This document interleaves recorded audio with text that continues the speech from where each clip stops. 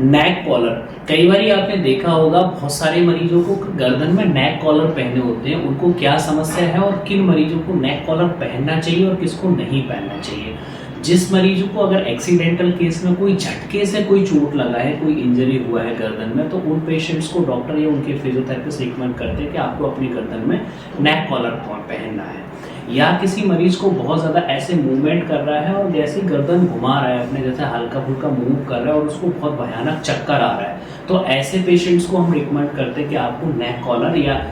जो नेक में जो कॉलर पहनते हैं उसको पहनना है। आप कई बार ओपीडी में जब हम पेशेंट्स देखते हैं तो कई बार बहुत सारे पेशेंट्स ऐसे भी आते हैं जिनको गर्दन में टाइटनेस है, मतलब अगर वो ऐसे मूव कर रहे हैं तो उनको बहुत जकड़न फील हो रही है, या इधर को मूव कर रहे हैं या लेफ्ट राइट जो भी मूवमेंट कर रहे हैं तो उनको बहुत ज़्यादा टाइटनेस फील हो रही है, और वो वाले पेशेंट्स की गर्दन में नेक कॉलर पहने हुए हैं। तो नेक कॉलर जिस मरीज को टाइटनेस है, टाइटनेस का इशू है, मसल स्टिफ है, उसको कभी भी नेक कॉलर नहीं पहनना है, क्योंकि अगर नेक कॉलर आप पहनेंगे तो मूवमेंट आपने ऑलरेडी वहाँ जाम कर दिया, आपका मूवमेंट नेक का लेफ्ट राइट होगा नहीं, जब होगा नहीं तो वहाँ पर मांसपेशियाँ और ज़्यादा टाइट हो जाएंगी। ऐसे केसेस में मरीज को अपने गर्म से सिकाई करना है, सुबह शाम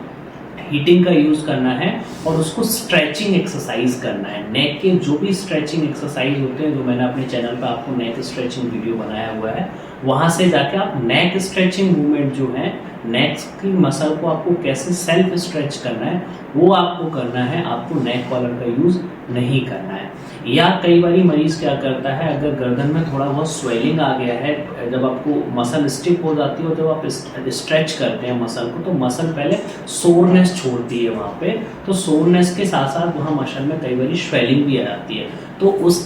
केसेस में आपको आइस पैक का यूज़ करना है, वहाँ भी आपको नेक कॉलर का यूज़ नहीं करना है। रिमेंबर फिर से कि नेक कॉलर का यूज़ आपको जब ही करना है जब आपको कोई एक्सीडेंटल इंजरी हो, या आपको सडन जर्क मूवमेंट से कोई चोट लगी हो गर्दन में, जहाँ पे आपको मूवमेंट करने पे आपको जैसे भी गर्दन मूव कर रहे हैं तो आपको बहुत सीवियरिटी ऑफ चक्कर आ रहा है, या कई बार पेशेंट्स को बहुत सीवियर वर्टाइगो होता है, उन मरीजों को भी नेक कॉलर का यूज़ करते हैं। और जिन मरीजों को स्टिफनेस है, जिन मरीजों को इन्फ्लामेशन है, या जिन मरीजों को सर्वाइकल स्पॉन्डिलाइटिस है, उन पेशेंट्स को नेक कॉलर की यूज़ नहीं होती है।